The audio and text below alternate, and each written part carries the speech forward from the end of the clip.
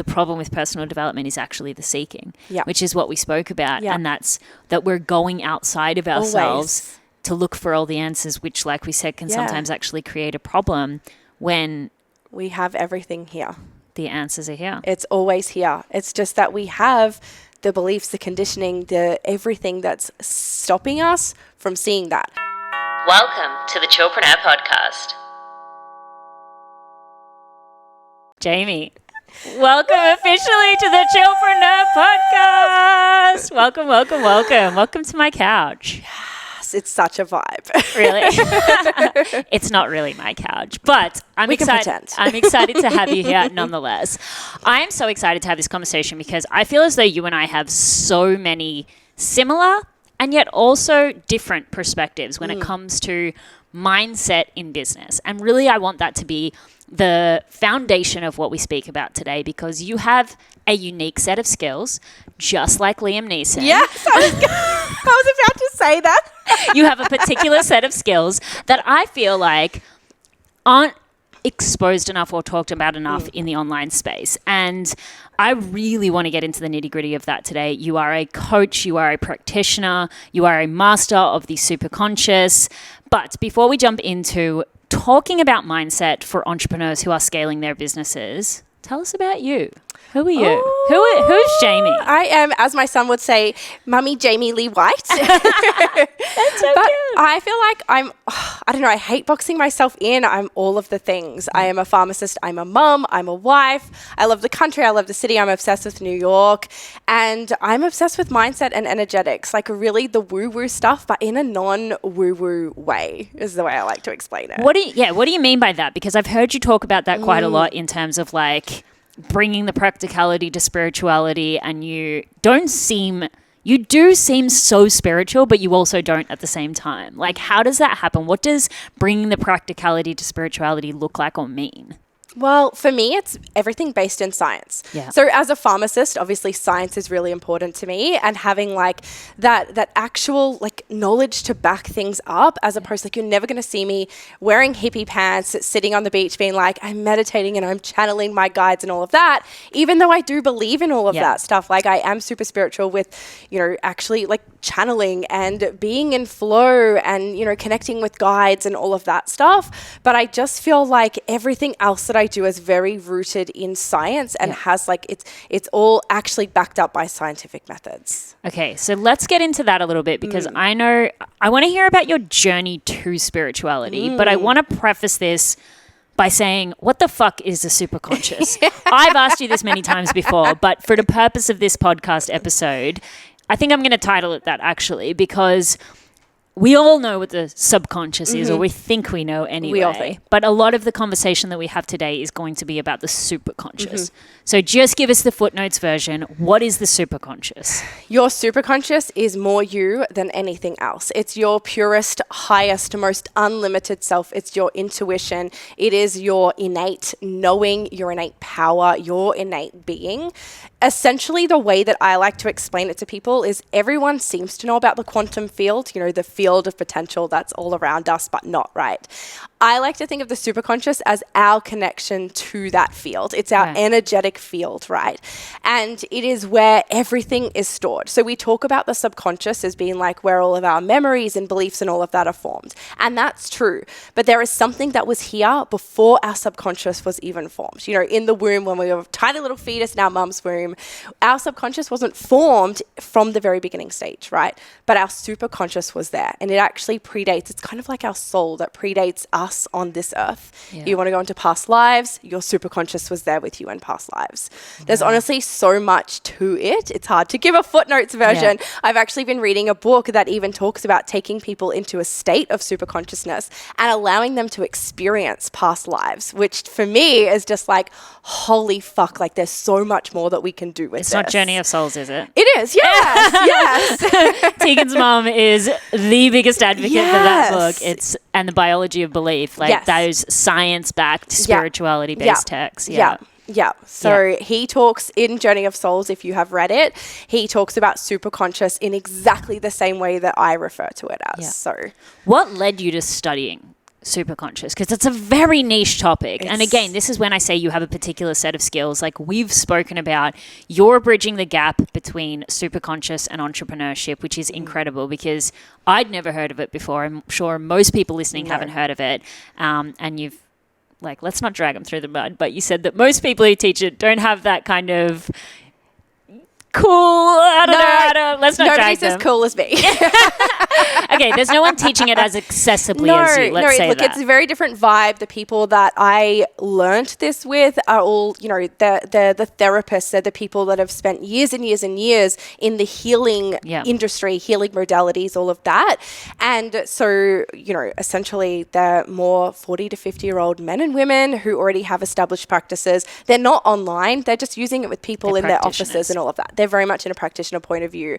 Whereas I just feel like when I learnt, like, to take it back, this modality, learning this literally changed who I am, or like my ability to show up as who you see now. Yeah. So when I first launched into this whole world of online business, I was so fucking scared. I literally hid behind, like so many people, hid behind a brand name. You would not see my face on my feed. I used stock images. Like, it's actually embarrassing to sit and think, I'm like, what the fuck? We all start there. I use stock images. I was a YouTuber to start, but I still use stock images. But it was like I was so scared of being seen, of being heard, of doing something different. And I could not get out of my own way. And so I was in, different businesses. I did network marketing for a little while. So I was right into personal development and all of those things, journaling and meditating and all the shit, right? Pulling angel cards, and nothing made a difference. I would just I would get in these circles of like, oh, well, now I've uncovered this new limiting belief. So I've got to go down that path of healing and fixing that. And it wasn't until I actually stumbled into this world. It was a happy accident. I'd hired my very first full-fledged business coach, and they did this work as another part of their program. And so I did one-on-one coaching with them. With that one-on-one coaching, I got access to their mindset stuff as well, which they obviously heavily enforced. And it was through that side of things that I was like, holy shit, like I can jump on a 1-hour session every couple of weeks. That's literally all it was. I was not someone who was committed every single week to being on these sessions, but I'd jump on every few weeks when I really felt like I was coming up against myself, listen to a recode. And from there, it was just like things just started to shift. Yeah. So when you say a recode, explain to the people, what is like a superconscious recode? A superconscious recode is very much like hypnotherapy, or NLP is the easiest way to explain it in a way that most people would understand. But essentially, we're reprogramming the limiting beliefs, the resistance, like whatever is coming up that's stopping you, we are reprogramming it at the actual source.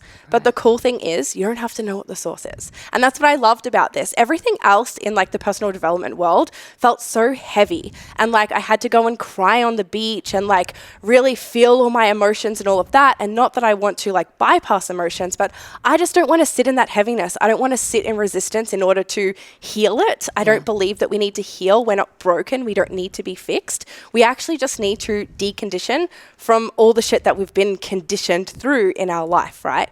And so for me, that is what this did. It helped me to essentially just strip back the layers of showing my actual authentic self. I've got a controversial question. Hit me. Do you think that this is I want to preface this with a little asterisk because I know a lot of people might not agree with me, but, in terms of the industry, the entrepreneurial industry, the digital space, do you think that potentially because of capitalism, we've made it worse? Yeah, 1,000%. So you know exactly what I'm talking about. We have. And I actually think that the whole personal development industry is almost, it's like it's there to keep you almost stuck, right? In the cycle of fixing yourself. It's like the diet industry. Exactly. We've seen it in the diet industry. It's exactly the same thing applied to self-help. Yeah. Yeah. Where people are constantly searching for problems. Yep. Or I guess marketers of people who solve problems are creating problems where there generally aren't That's exactly problems. It. And I literally call it the problem-solving narrative. And it's this loop that you just get stuck in where you start looking for problems. You start doing the journaling prompts, right? Like I love journaling. But when you start doing prompts where it's like, what am I facing today that's holding me back and shit like that. And then you start to dredge up all this stuff and you have no way to then move through it. You're literally just bringing shit up to bring it up. You have to be able to then reprogram it to move through it. Yeah. Otherwise, you'll just sit in that energy all day. And that's what I started finding. And then do you think that some people so I don't want to point fingers at any industries particularly, but I know an industry that many people have been, I'm going to go as far to say traumatized by, is the wealth coaching space, the energetic wealth coaching space, because, people have a lot of scarcity around money.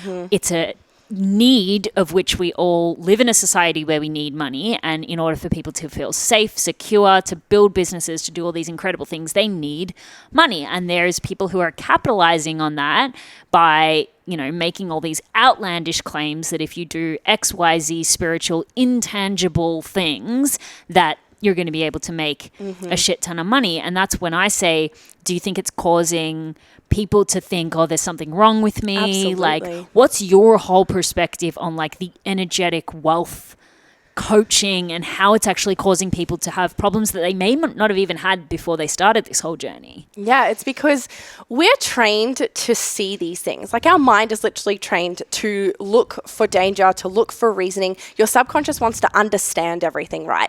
So if you're not seeing the success that you want to see in your business, if you're not having the results, right, your mind is going to be like, okay, there's something going on here that's stopping me. And then you see this like breakthrough marketing that's like, oh, the reason that you're not at six figures in your problem-aware marketing. Problem-aware, that's exactly what it is. The reason that you're not at six or multi-six figures in your business is because you're not aligned with that energetic version of yourself. And this is all the problems, right? Yeah. And so then it literally you go, oh, okay, there's the answer. There's the answer that I've been looking for all along.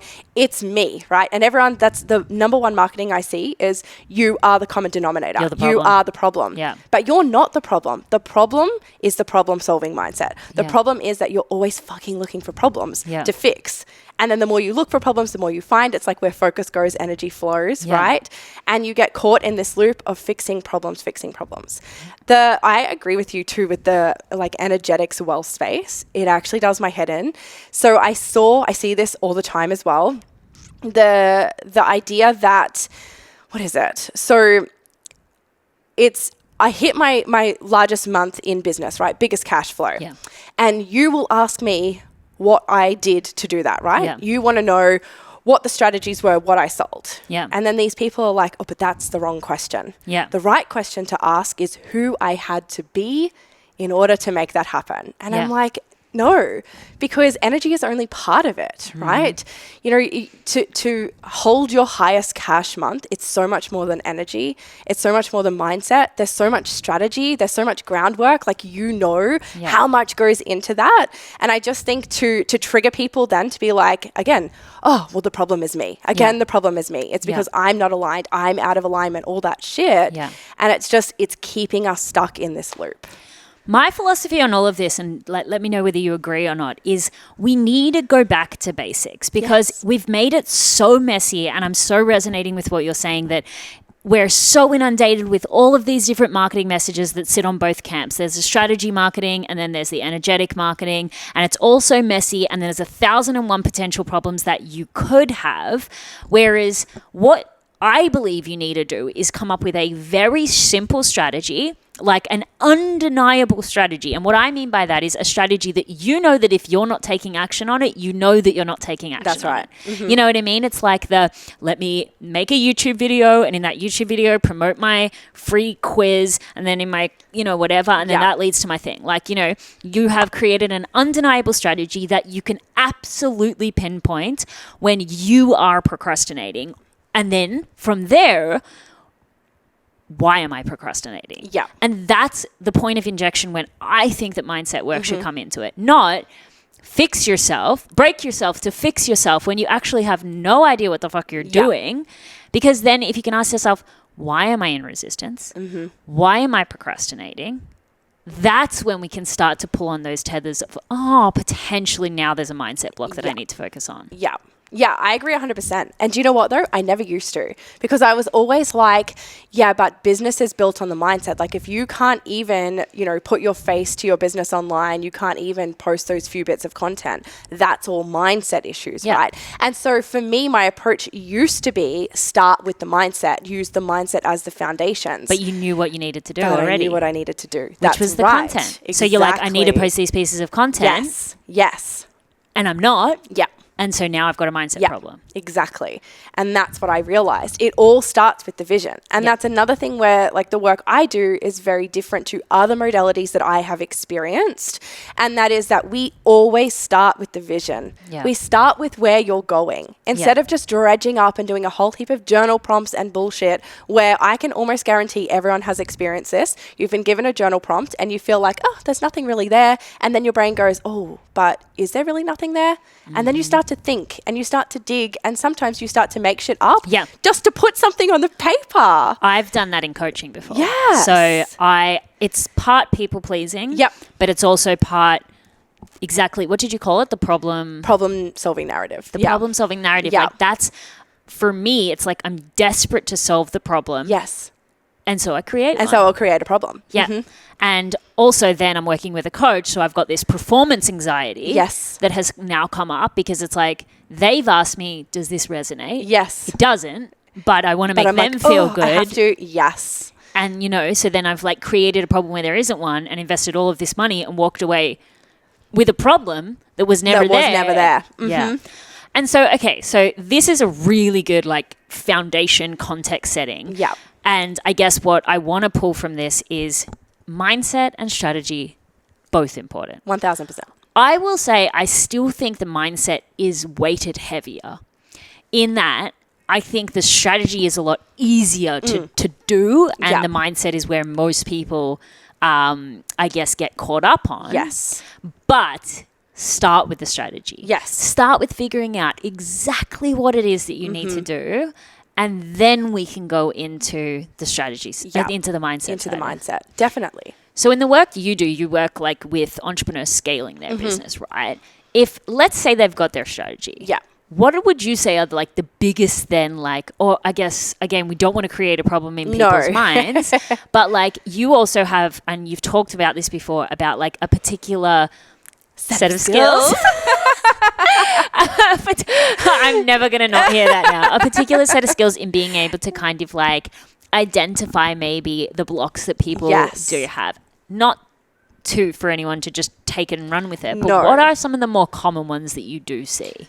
So I see a lot around worthiness, which is, very blanket, right? But it's around worthiness of earning a certain money, and then stories around what it actually looks like to earn that money. Right. Beliefs that you have to be a certain way. And again, I think it's because of these, coaches and people online who are, have a very specific look around them. And so you think, well, I've got to look that way in order to be earning that money because, hashtag energetic match, right? Yeah. And so that's definitely a really big one. But I also think stepping into a new level of leadership, right? Yeah. So to be a 7-figure entrepreneur, you have to be able to outsource. Yeah. You have to be able to build a team. You have to be able to trust that team. You can't be micromanaging. You literally have to be able to give someone else like full responsibility for a part of your business. And when you're building a personal brand, like that's fucking hard because it's you, right? Yeah. But the way that people hold themselves small in that is they go, oh, well, I'd have to train that person. And so it's easier for me to do it myself. Or procrastination. Right. And then it's like, actually you with this is not you. I was inspired by you thinking about this because in CBA, you showed us your Notion board. Yeah. And you were like, oh my gosh, like because I've got this team now, my content creation process is so much more. Like I've got to document this here and then I've got to move, there's so many steps, right? And for some people, that in itself is like, oh my gosh, it's too complicated to have a team. Me for a long time. Yeah, there you go. I will admit that. And even me now, even me now, sometimes I feel myself, but it's really good to hear you say that because I absolutely fall back in that, this is too difficult. Too hard, right? Yep. But it's because it's stretching you to your comfort zone. It is a new level of growth, and that level is necessary so that you can stay in your zone of genius, right? Yeah. That's where you need to stay. And then the other thing is these people that feel like they have to really pull back in order to heal before they can then move through, right? So it's that next level where you're aware of all these problems, you're aware of the way you're sabotaging yourself. So instead of then taking action and, doing the healing work, I really hate that word, but doing the healing work, doing the mindset work, the inner work, right, simultaneously with taking action and outsourcing and doing all the things in your business, we have the people who then are like, okay, well, I'm just going through a phase of inner work now. So I'm going to let everything else go in my business and I'm just going to focus on the me, slows down. Right? You can actually do both. Yeah. And when you reach a certain level in your business, and I know we've spoken about this before, you have clients, you have people relying on you. You have team members now that need you to work to be bringing money into your business so you can freaking pay them. You can't pull back. Yeah. Right? And it's not about hustle. It's just about the reality of being a business owner. Yeah. One of my good friends and clients, she has a term for this. She calls it feminine authority. Yes. Where basically it is, you can still be a boss ass fucking bitch and run a team. Absolutely. And like go home that night and be like, I have chronic cramps and I feel like shit and I want to burn everything to the ground. Like the duality of being able to balance being a boss and a human, I feel as though is something that not even just those scaling, but I feel like a lot of women in business struggle with, definitely. Because I will say that for myself, something that I think I struggled with a lot that we again have had conversations around is like I negate the celebration because I feel I don't know, for me it's maybe like a fear if I'm struggling a little bit behind the scenes. Something I've been struggling with a lot is my cycle and that and then I can have a really incredible business week, be feeling like shit behind the scenes because it's just that week of the month, every single fucking month, but then it's like I can't celebrate that because I don't feel because great. You don't feel good. Yeah. Even though that's the accumulation of 10 years of work. Yeah. And this is one day. Yeah. But that struggling of like, how do you hold those holding them energies? All. Yeah. Yeah. I want to go back a step actually, if it's okay, because act as if, I knew you'd roll your eyes at this because that, again, for me, kept me stuck for such a long time because it created a limiting belief for me that a wealthy woman looked like this. Yeah. Because we do have these markers of success, these certain like success means opulence, it means luxury, it means, luxury brands and then there are a lot of people who are representing that. Yeah. And so people thinking that in order to step into my 7-figure self, I have to buy the luxury candle. I mean, I literally heard people say, buy the fucking luxury hand soap and all of that stuff. But like, what's the point of all of that? Why did I guess the point is to feel abundance, but like in terms of, I guess, you talking about the superconscious and being able to recode that, does that actually work? Like acting as a wealthy person? It depends how your brain is going to take it, right? Okay. So if and it also depends on what success is to you, right? For some people, success is like my husband, for example. Success to him is owning a farm in the middle of nowhere and like growing vegetables and living off grid, right? So buying luxury hand soap means fucking nothing to that vision, right? So again, it all comes back to the vision. And I think we all need to start really redefining what success means to us and without the outside influence. Like, what does success really mean to you? Is it living on a farm? Is it not living anywhere and literally being a digital nomad? Like, what does success mean to you? Start with that. The whole notion of like act as if is about quantum and about quantum leaping. So with the theory that there are, everything exists in the quantum as energy. So every different version of you, the millionaire version, the poor version, the multi-8-figure, version of you, it all exists in the quantum. And so you need to align with that version to bring it into your reality, right? That's the quantum leap. Can we do the what is it, quantum for dummies version of that? Yeah. So let me describe what I'm hearing and yes. then you tell me if I'm correct. Okay, so there's all these simultaneous versions, and like let's say they all have a vibration or a frequency, and because of the law of attraction, to bring that version closer to us if those frequencies match. Yeah. So an easy way to explain it is like a radio, right? So on the radio, when you want to tune into a channel, you have to dial the frequency or change the frequency. You are the radio. You are the radio. You're changing your frequency in order to match the frequency of the thing that you desire, right? So if you are 1111 and your next level vision, your 7-figure self is 2222, you've got to change your frequency to match that, right? And so acting as if acting as if is supposed to be changing your frequency. Right. The problem with that is that it then has you in this like loop of fake it till you make it almost. Like you've created this vision of what you think that looks like. And if your brain, if your subconscious doesn't feel safe with that, you're going to start acting as if being this version of you. And your subconscious is just going to go into a frenzy of red flags, being like, this is bullshit. This isn't true. I'm not a 7-figure earner. I shouldn't be spending $50 on a fucking hand soap because no one cares, right? Yeah. And so that's going to keep you stuck in the loop. So rather than it's like, instead of changing your actual frequency, it's like you've just put another radio in front of it and try to play it louder. Exactly. Yes. And so then with acting as if, it does work if it makes you feel the thing. It makes you feel the thing. Yeah. And that has to look like what it looks like for you, without all of the external noise. But also we have to make sure that we are doing the mindset work, that we are reprogramming the beliefs, because this is what most people don't do, right? Everyone wants to go out and act as if they're their $1 million self, but nobody's actually reprogramming any of the red flags that pop up from doing that. So how would we identify then those red flags? They're difficult to identify. Okay. It's like all self-sabotage, right? It requires a level of self-awareness in order to actually identify it. You have to know what's in your way. Yeah. The cool thing with the recode or the superconscious work that I do is that we don't actually have to know what's in the way, but you still have to know enough to be in the world of doing the work. And so the people that I see that are ultra successful, I'm talking like multiple 7-figure business owners, they're not waiting until they come up against themselves in order to do the work, right? They're just doing the work all the time. Like doing it in advance. In advance, yeah. Sorry, these are falling off. It's so fun. Should I sing Britney Spears in the interlude? Sometimes when you're Britney Spears, you just have technical difficulties. Yeah, I'm so sorry.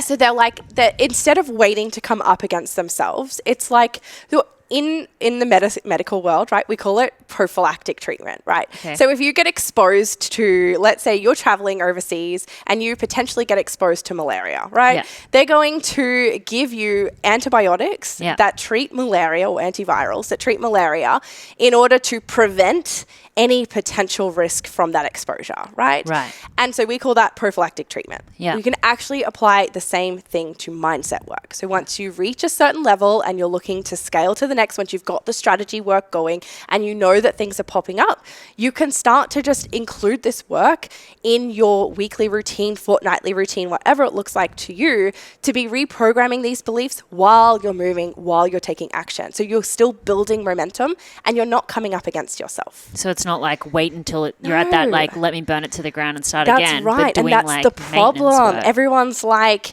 oh, I've come up against myself again. I hate my business. I'm so out of alignment. And I've literally seen this. Burn it to the ground and start again.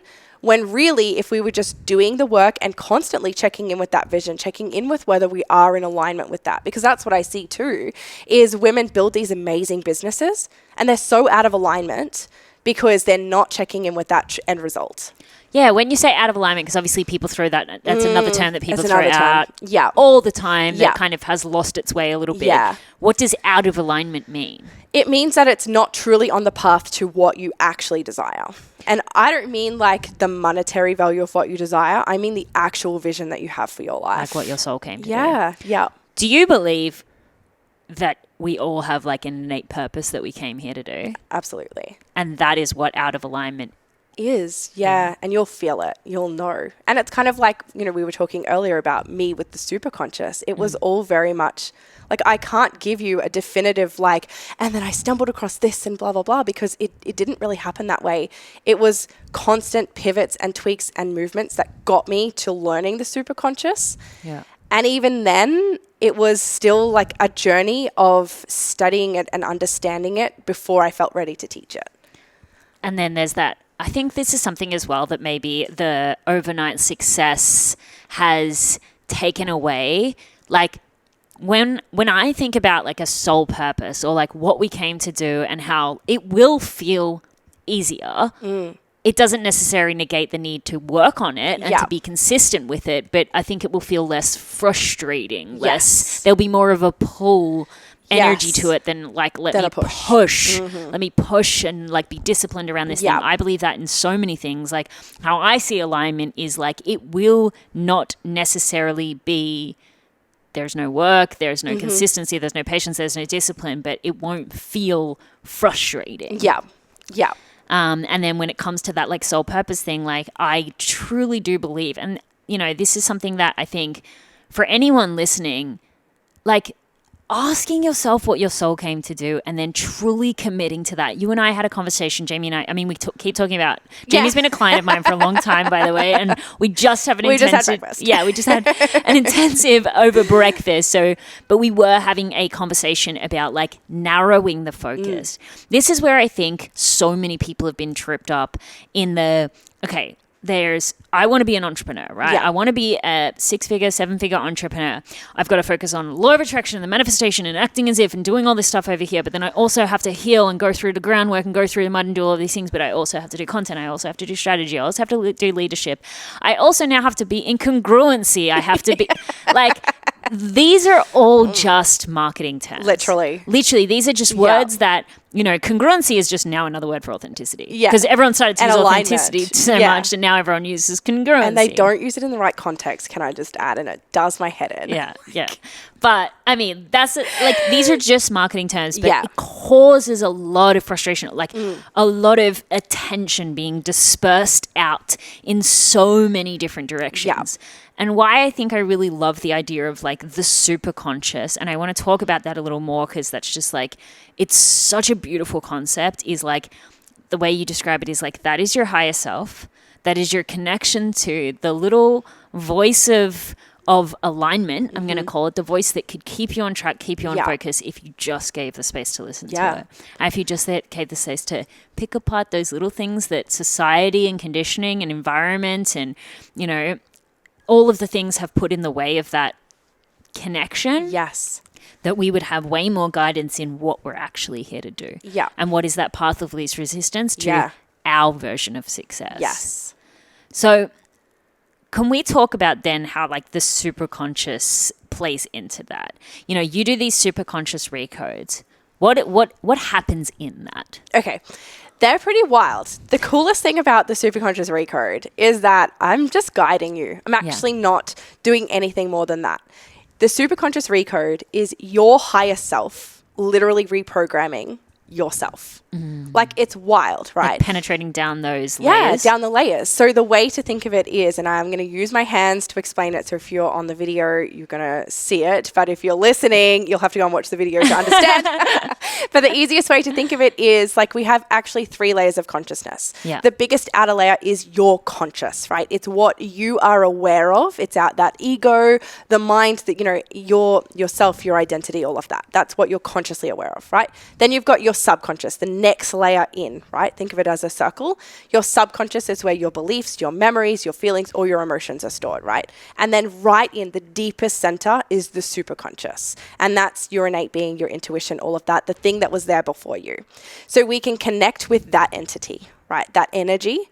And then it recodes the subconscious, which then changes the consciousness. Does that make sense? That makes sense. And what's actually really profound in that for me, and then I guess this is like a spirituality lesson, because I would have visualized it the other way around. And that just shows how we are always seeking outside of ourselves. Because I would have visualized it as I am my conscious. and then my subconscious might be here. Yeah. And then my superconscious is right around me. Around me. And I also do explain it that way because I find that it's easy. Like when I talk about it, I'm like, it's your superconscious, it's your connection, it's your energy field, right? Yeah. But really it's here. And that's the part that is so profound to me, is that when it comes to spirituality, Tegan, who's walking around behind the cameras for anyone, but, he said something really profound recently, which is like, the problem with personal development is actually the seeking, which is what we spoke about. And that's that we're going outside of ourselves to look for all the answers, which, like we said, can sometimes actually create a problem when we have everything here. The answers are here. It's always here. It's just that we have the beliefs, the conditioning, the everything that's stopping us from seeing that. But if you think, like, we're literally trained and conditioned and wired to look outside of ourselves. To learn from school, listen to your parents. Learn from your parents, learn from school. Then you go on, and everyone talks about like the ages of 0 to 7, but it goes beyond that, right? Like we're still being conditioned as we go into high school, as we go into university. It doesn't change. We're always taught to look outside of ourselves for the answers. Not once are we ever taught to sit within us and actually tap into what we want. And so when people talk about like an innate wisdom or like an inner knowing or all of that. Yeah. But okay, so let's put some practicality on this. So obviously, and so how does recoding the superconscious help with, I guess, your inner connection? So it's removing the barriers. Okay. Is the easiest way to explain it. Removing the blocks. So it's removing those blocks, removing those beliefs, removing that conditioning. And the more that you remove, and think of it as like you're peeling back the layers to your most authentic self. Yeah. And the connection that you have. And the connection. Because we come into this world as like powerful little beings. Yeah. And it's the conditioning, in my opinion, the conditioning that we go through that actually blocks that connection. Like so many people believe that children are all like come here psychic and can see spirits and, all of that stuff, right? And so it's actually the conditioning that then takes that power away from us. Right. So this has been really profound. No, but it's really good because like now what I'm starting to understand from this conversation is like I think, and I'm sure many people have this, that spirituality is a tool that sits outside of ourselves. But what I'm hearing you say is spirituality is actually just the connection to our spirit. Coming back to yourself. And the practices that we put in place to do that, the more diligent that we are with them, the more that we use practices like what you use, the recoding, like that is going to lead to a deeper connection to self. Yeah. Because we have the answers. You don't need to spend 50 grand on a coach to tell you what to do. No. You know what I mean? It's helpful sometimes, but it's great to see your blind spots because often you can't see your own blind spots. Yeah. Often you can't quite put your finger on that thing that's in the way, but something's in the way, right? And so having a coach, having a mentor, having someone outside of you who can see things from a different perspective is so powerful. But when it comes down to it, it's all about coming back to yourself. Yeah, and even having a coach might be really powerful for them to just be a mirror, to be a conduit for a conversation. A really good coach won't tell you what to do, but they'll teach you how to think. That's right. Or, they'll give you options and then you choose from a menu, an a la carte menu of strategies or whatever it may be. Yeah. I want to wrap it up to not make this too long, but can you talk a little bit about like what your sessions actually look like? Because I think we've talked about like the superconscious reprogramming, and honestly, anyone who like, first of all, what's the purpose and the intention? Like, why do people hire you for these sessions? And then what do they look like? Because I still think it might be a little scary. They seem really woo-woo. Yeah, everyone gets a bit scared. So the intention behind the session is literally to remove your resistance. Everything that I do is about getting you back into action, getting you back into building momentum. We're not just healing, fixing ourselves for the shit of fixing ourselves. The intention is to remove what's in the way so you can do what you came here to do. Yeah. Right. And so in a session, it's actually so easy. You don't do anything. You literally sit and I do all the work, but it's honestly so relaxed and so light and so fun. Everyone has a different experience, and I love talking to people about their experiences because I have people who have sessions and they're like, oh my God, I got transported to this place and this happened and I got these downloads and it was just so profound and it's amazing.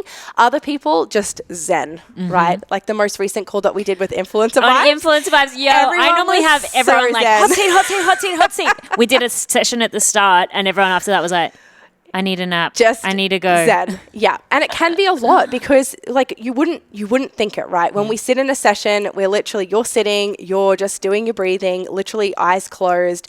I'm guiding your superconscious. So I literally have prompts. I have ideas. It's all very intuitive. I use muscle testing for anyone into kinesiology. Yeah. So it's very intuitive where I go, okay, this is where we need to go. Superconscious, go to beliefs specifically around worthiness, around being a leader, blah, blah, blah. We clear chakras, we clear past lives, we clear energy systems in the body. Like it's not just a mindset thing, it's a full body energetic healing as well. That's why you feel tired after. Yeah, that's why you feel so tired because there's so much happening, but it doesn't feel like it. Yeah. And like a maximum recode is 10 to 15 minutes of actual reprogramming. Yeah. After that, it's just you sitting in your energy and the brain will keep doing what it needs to do.